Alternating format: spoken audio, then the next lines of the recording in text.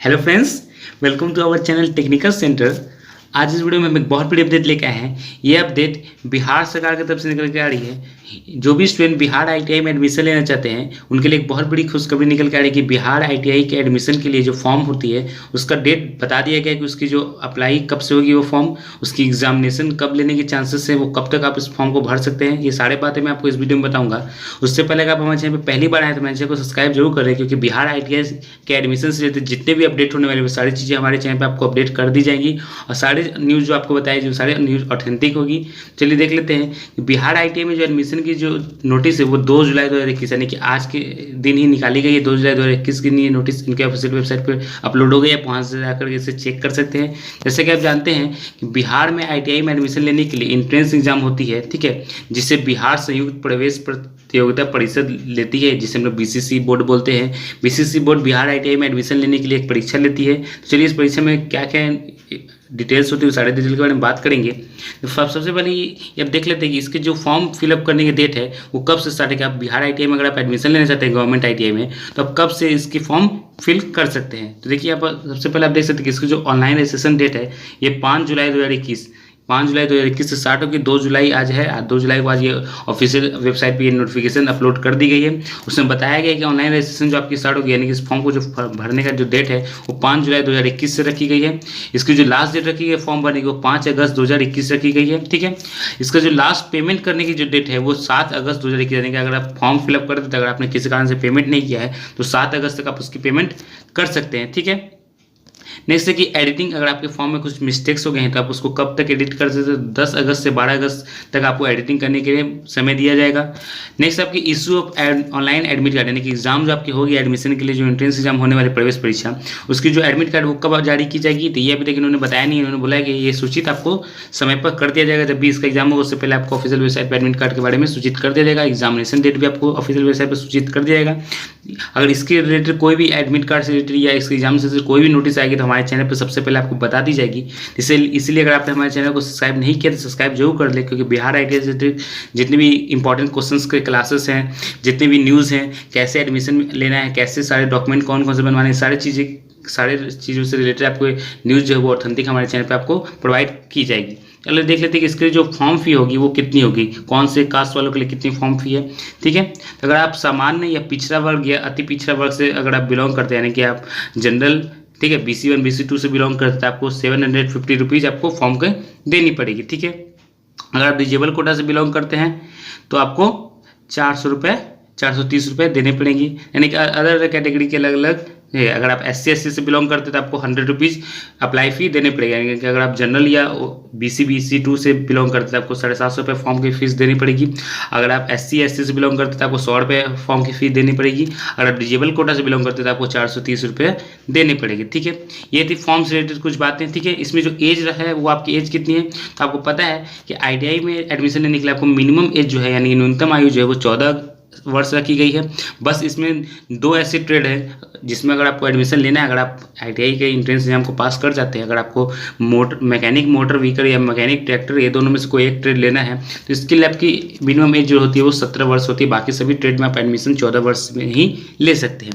ये थी आपकी फॉर्म से रिलेटेड कुछ इंपॉर्टेंट अपडेट्स। हम बात कर लेते हैं कि फॉर्म भरने के लिए कौन कौन से डॉक्यूमेंट चाहिए, कास्ट के अकॉर्डिंग कितनी सीटें रिजर्व हैं, अलग अलग कास्ट के लिए कितने सीटें टोटल रिजर्व हैं, ठीक है। कौन कौन से क्वेश्चन कौन कौन से सब्जेक्ट से पूछे जाते हैं, किस जिले में कितने कॉलेज हैं, किस कॉलेज में कितने सीट है, टोटल कितनी सीट है, एग्जाम कैसे होती है, एग्जाम का पैटर्न क्या है, सारी चीज़ें बात करेंगे। चलिए देख लेते हैं, उससे रिलेटेड आपका ऑफिशियल नोटिफिकेशन देख लेते हैं कि क्या है, ठीक है।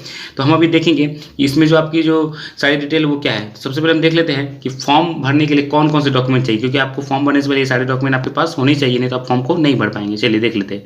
सबसे पहले आपकी है सर्टिफिकेट ऑफ पासिंग, ठीक है, यानी कि अगर आप 10th सर्टिफिकेट आपने जो पास किया क्लास उसकी पासिंग सर्टिफिकेट है तो वो, मार्कशीट, एडमिट कार्ड, मैट्रिक के में एडमिट कार्ड, ठीक है, ये आपकी होनी चाहिए। फिर आपकी सेकंड क्या है कि आपके पास कास्ट सर्टिफिकेट होनी चाहिए। आप जिस भी कास्ट से बिलोंग करते हैं उसकी कास्ट सर्टिफिकेट होनी चाहिए, तभी इस फॉर्म को फिल कर सकते हैं, तभी आपको रिजर्वेशन कोटा से जो भी आपको छूट मिलती है वो मिलेगी, ठीक है। इनकम सर्टिफिकेट आपकी होनी चाहिए, ठीक है। कैरेक्टर सर्टिफिकेट होनी चाहिए। कैरेक्टर सर्टिफिकेट आपको बनवाने की जरूरत नहीं है, ये आपको स्कूल से जो SSC मिलती है उसी में आपकी कैरेक्टर सर्टिफिकेट भी अटैच होती है, नीचे लिखी हुई होती है कैरेक्टर, ठीक है। अप्लीकेशन फॉर्म पार्ट A, ठीक है। आप जो भी एप्लीकेशन आप फॉर्म फिलअप करेंगे जब, तो उसकी हार्ड कॉपी आपको प्रिंट आउट करके अपने पास रख लेनी है, क्योंकि जब भी आपका सिलेक्शन हो जाएगा तो उसके बाद एडमिशन के टाइम उसका बहुत ही यूज होता है। फोटोग्राफ आपकी होनी चाहिए, फोटोग्राफ आपके पास कम से कम आपकी फोटोग्राफ 20+ होनी चाहिए, यानी कि आप जो भी फोटो इसमें यूज करेंगे फॉर्म को अप्लाई करते समय वो फोटो आपके पास 20+ वही फोटो होनी चाहिए, क्योंकि एडमिशन के समय भी वही फोटो आपसे मांगी जाती है और कॉलेज में जब एडमिशन कराने जाएंगे तब भी आपसे वही आपसे फोटो मांगी जाएगी और काउंसलिंग में भी वही फोटो मांगी जाएगी। ठीक है, आपको रेसिडेंस सर्टिफिकेट चाहिए, अगर बिहार के रहने वाले हैं तो आपको रेसिडेंस सर्टिफिकेट होना चाहिए बिहार का। ठीक है, ये सारे कुछ इंपॉर्टेंट डॉक्यूमेंट, ये सारी चीज़ें होनी चाहिए तभी आप एडमिशन करा पाएंगे। ठीक है, चलिए हम बात कर लेते हैं कि कास्ट के अकॉर्डिंग कितनी सीट जो है वो रिजर्व है, किस कास्ट वालों के लिए कितनी कितनी सीटें रिजर्व करके रखी गई है।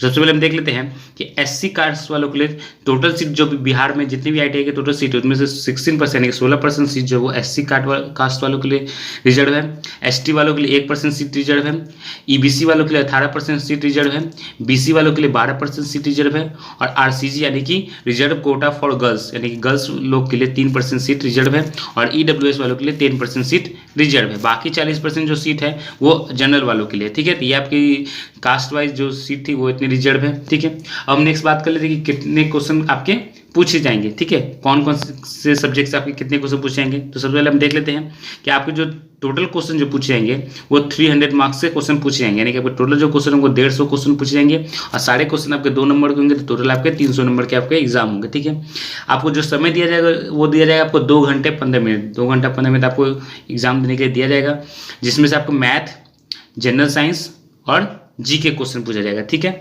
मैथ से आपके 50 क्वेश्चन पूछे जाएंगे जो आपके 100 मार्क्स के होंगे। ये आपका जो क्वेश्चन का जो लेवल होगा आपको 10th क्लास के स्टैंडर्ड का लेवल होगा, यानी कि 10th क्लास के लेवल का क्वेश्चन आपको मैथ का पूछा जाएगा। जनरल साइंस से भी आपके 50 क्वेश्चन पूछे जाएंगे, इसमें भी आपका जो टोटल मार्क्स होगा वो 100 मार्क्स का होगा और ये भी आपका 10th क्लास के लेवल का क्वेश्चन होगा। फिर नेक्स्ट आपका है GK आपका पूछा जाएगा।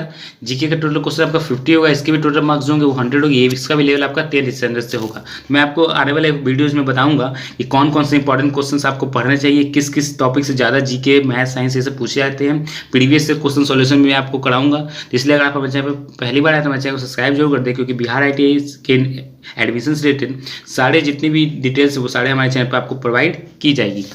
यहाँ आप देख सकते हैं कि प्रत्येक सही उत्तर के लिए आपको 2 अंक मिलेंगे, ये आपको मैंने बता दिया। गलत उत्तर के लिए अंक की कटौती नहीं होगी, यानी कि नेगेटिव मार्किंग इसमें नहीं है। अगर आपको आता है तब भी आप टिक करिए, नहीं आता तब भी आप टिक करके आइए आंसर, क्योंकि इसमें कोई भी नेगेटिव मार्किंग नहीं रखी गई। ठीक है, अब नेक्स्ट बात कर लेते हैं कि किस जिले में कितने कॉलेज हैं। ठीक है, क्योंकि आपको पता होना चाहिए कि ITI का जो एडमिशन होता है वो जिला वाइज होता है, डिस्ट्रिक्ट वाइज होता है, कि आप जिस भी डिस्ट्रिक्ट से हैं आप उसी डिस्ट्रिक्ट से कॉलेज में एडमिशन ले सकते हैं। ठीक है, तो चलिए हम देख लेते हैं कि आपके डिस्ट्रिक्ट में कितने कॉलेज हैं और टोटल कितनी सीटें हैं। तो आप देख सकते हैं यहाँ पर जैसे कि दिया हुआ है कि पटना में जो आपकी टोटल सीटें हैं वो 6 कॉलेज है। ठीक है, पटना में आप देख सकते हैं कि टोटल 6 कॉलेज है।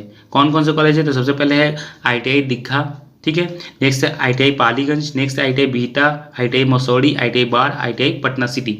पटना डिस्ट्रिक्ट में टोटल 6 कॉलेज है। उसी तरह आप देख सकते हैं कि अलग अलग डिस्ट्रिक्ट में कितने कॉलेज हैं, तो आप अपने डिस्ट्रिक्ट के अकॉर्डिंग देख सकते हैं कि आपके डिस्ट्रिक्ट में कितने कॉलेज है, उसमें ही आपको एडमिशन मिलेगा। ठीक है, अब हम देख लेते हैं कि किस कॉलेज में कितने कितने सीटें थे। अब यहाँ देख सकते हैं कि अलग अलग कॉलेजेस में आप देख सकते हैं कि आपको सीटें बताई गई हैं, ट्रेड वाइज कितने सीटें हैं। ये सब आपके एडमिशन जब आपकी प्रोसेस शुरू होगी, जब आपके एंट्रेंस एग्जाम खत्म हो जाएंगे, एडमिशन प्रोसेस शुरू होगी, तब मैं इन सब टॉपिक्स के बारे में आपको अच्छे से एक्सप्लेन करके बताऊंगा। अभी आप देख लें कि टोटल आपकी जो सीटें हैं, टोटल कॉलेज की सीट मिला के पूरे बिहार में ITI की आपकी टोटल कितनी सीटें हैं। तो मैं आपको दिखा दूँ कि टोटल आपकी जो सीटें हैं ITI में वो आपको 26,000+ सीटें हैं। तो आप यहाँ देख सकते हैं कि आपको लिस्ट में देख सकते हैं कि टोटल आपकी सीट जो कितनी है।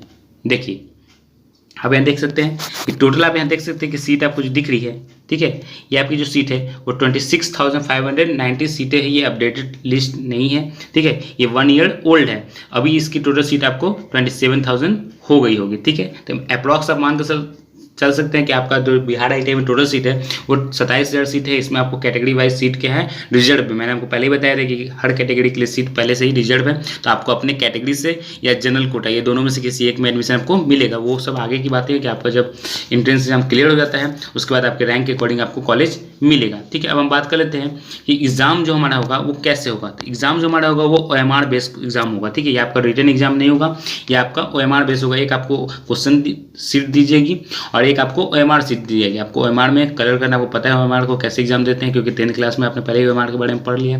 तो OMR बेस्ड आपकी एग्जाम होगी और निगेटिव मार्किंग इसमें कुछ भी नहीं है, मैंने आपको पहले ही बताया है। तो ये थी बिहार ITI से के फॉर्म से रिलेटेड सारी इंपॉर्टेंट डिटेल्स जो मैंने आपको इस वीडियो में बता दी है।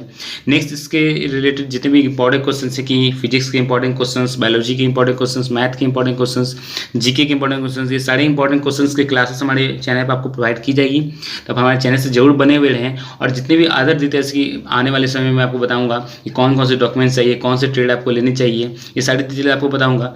अगर आपको ये हमारा वीडियो अच्छा लगे तो हमें वीडियो को इसे लाइक जरूर कर दें, हमारे चैनल को सब्सक्राइब कर दें और इस वीडियो को अपने फ्रेंड्स के साथ शेयर करें ताकि उन्हें भी फॉर्म से जो भी डाउट हो वो क्लियर हो जाए। Thank you.